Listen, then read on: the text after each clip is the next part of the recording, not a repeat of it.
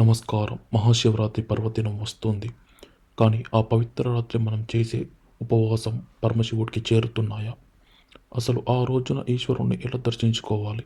మనం పూజలో చేసే చిన్న చిన్న పొరపాట్లు మనల్ని పుణ్యానికి దూరం చేస్తున్నాయా? కలి ప్రభావం మనపై పడకుండా ఆ శంకరుడి అనుగ్రహం పరిపూర్ణంగా కలగాలంటే శివరాత్రికి ముందే మీరు ఈ ప్రవచనాన్ని తప్పక వినాలి. బ్రహ్మశ్రీ చాగంటి కోటేశ్వరరావు గారి ఈ మాటల్లో మీ శివరాత్రి ఆరాధనను సార్థకం చేస్తాయి. ఈ అద్భుత జ్ఞానాన్ని పొందేందుకు వీడియోని చివరి వరకు చూడండి.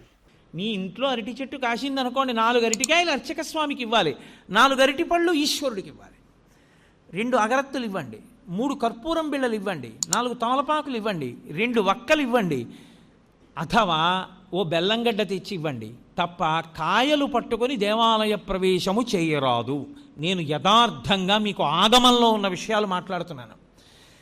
అలా ఎవరు వెళ్ళి దేవాలయానికి నమస్కారం చేసుకుని బయటికి వచ్చి ఒక్క క్షణం కూర్చోవాలి. కూర్చుని మీరు ఏం చూశారో దాన్ని స్మరించాలి.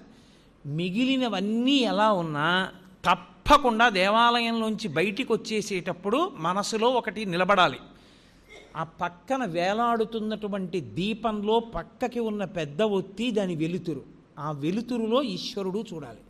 ముందు గుత్తి దీపం, ఒత్తికున్న జ్వాలలో ఈశ్వరుడు.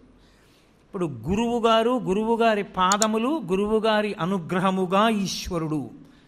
మీరు సర్వశ్రేయస్సులు పొందేస్తారు. కళ్ళు మూసుకుని ఆ దర్శనం చేసి బయటికి రావాలి. అది ఏ గురువు అనుగ్రహంతో గుడివేపుకి నడిచారో ఆ గురువు అనుగ్రహంతో ఈశ్వర దర్శనం చేసి కృతజ్ఞత చెప్పి పైకొచ్చినట్టు.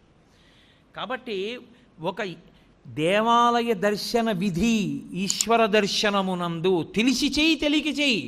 నువ్వు వెళ్ళేటప్పుడు శివాలయంలో ప్రదక్షిణం చేస్తూ మెల్లగా ఓం తత్పురుషముఖాయ నమః, ఓం అఘోరముఖాయ నమః, ఓం సద్యోజాతముఖాయ నమః, ఓం వామదేవముఖాయ నమః, ఓం ఈశానముఖాయ నమః అని 5 ముఖాలకి నమస్కరించి నువ్వు చక్కగా మౌనంగా ఆ చండీశ్వరుడికి చూపించి ప్రసాదం పట్టుకుని ఇంటికి వస్తే పరిపూర్ణమైనటువంటి శివానుగ్రహాన్ని నువ్వు పొందుతావు. ఆ శివానుగ్రహము వలన నీవు సాధించుకోలేనిదన్నది ఇంకా లేదు లోకంలో. ఏదైనా సరే నువ్వు పొందగలవు. చిట్ట చివరికి సరే, నాకు అది సభాముఖంగా చెప్పడం ఇష్టం లేదు, కానీ తరువుకొస్తున్న మృత్యువుని కూడా వాయిదా వేయించడానికి శివాగమంలో మార్గం చెప్పారు. అన్ని వేళలా నేను దాన్ని వాడుకోమని చెప్పను, కానీ తరువుకొచ్చేస్తున్న మృత్యువుని కొద్ది కాలం వాయిదా వేయాలంటే సుశిక్షితంగా ఉంటే ఆ శివాలయంలో ఒక అభిషేకం చేసి వాయిదా వేయచ్చు. శివాగమం చెప్పింది. ఖచ్చితం మేము చెప్తున్నాం ఇదే మార్గం, ఇది తప్ప వినా మార్గము లేదని చెప్పేసింది. అంత శక్తివంతము శివాలయం అంటే. ఆ శివారాధన చేసి చేసి చేసి చేసి చేసి శివస్వరూపులైపోతారు.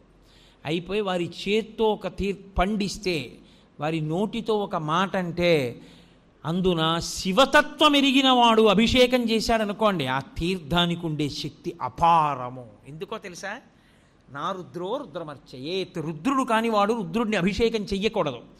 శివతత్వము పరిపూర్ణముగా తెలుసున్నవాడు రమించిపోతూ శివాభిషేకం చేశాడనుకోండి, ఆ అభిషేక తీర్థమునందు శివశక్తి పరిపూర్ణంగా పట్టుకుంటుంది. తజ్జలాన్ అని ఈశ్వరుడికి పేరు. ఆ అభిషేక తీర్థమును నువ్వు పుచ్చుకోవడం అంటే సాక్షాత్ శివానుగ్రహము నీలోకి ప్రవేశించుటయే. అందుకే శివభక్తి తత్పరుడైన వాడు చేసిన అభిషేక తీర్థం, శివాలయంలో అర్చక స్వామి చేసినటువంటి అభిషేక తీర్థం, ఒకటిది భక్తి, వేరొకరిది దీక్ష వలన వచ్చిన శక్తి. ఈ రెండిటిది ఒకటే స్థాయి. అందుకే అభిషేక నాకు తెలిసి గోపాలకృష్ణ గారికి తెలుసు, నేను పేర్లు ఎందుకు చెప్పాలి. ఈ రాష్ట్రంలో ఒకానొక విభాగానికి అంతటికీ హెడ్ చేశాడు ఒక చీఫ్ ఇంజనీర్. ఆ రోజుల్లో ఉన్న ముఖ్యమంత్రి గారు ఆయన్ని సెలవులో వెళ్ళొద్దన్నాడు. నువ్వు సెలవులో పెడితే నీ ప్లేస్లో ఎవరినో వెయ్యాలయా, వాడు ఫైళ్ళు ఎలా డిస్పోజ్ చేస్తాడో నాకు భయం. నువ్వు జ్వరంతో ఉంటే ఇంటి దగ్గర ఉండి సంతకాలు పెట్టు, ముఖ్యమైన ఫైళ్ళు చూసన్నారు. ఆయన ఇంటి దగ్గర ఉండి వైద్యం చేయించుకున్నారు. 104 జ్వరం, నెల్లాళ్ళయింది, తగ్గలేదు. ఒక గొప్ప శివభక్తుడు, ఆయన పరమభక్తితో ప్రతిరోజు అభిషేకం చేసుకుంటారు.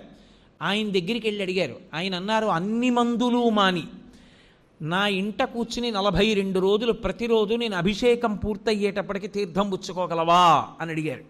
పుచ్చుకుంటానన్నారు. 42 రోజులు పుచ్చుకున్నాడు. ఆయన పూర్తి ఆరోగ్యాన్ని పొంది మళ్ళీ డ్యూటీకి జాయిన్ అయ్యాడు. ఇప్పటికే ఆయన ఉన్నాడు చక్కగా. మా కాకినాడలోనే ఉంటారు. కాబట్టి శివాభిషేకమునందు శివతత్వమును జీర్ణం చేసుకున్న వ్యక్తి పరమ భక్తితో అభిషేకం చేస్తే ఆ శివలింగానికి తగిలి కింద పడుతున్నటువంటి నీటి యందు శివతత్వము ప్రవేశించి విశేష శక్తిని పొందుతుంది.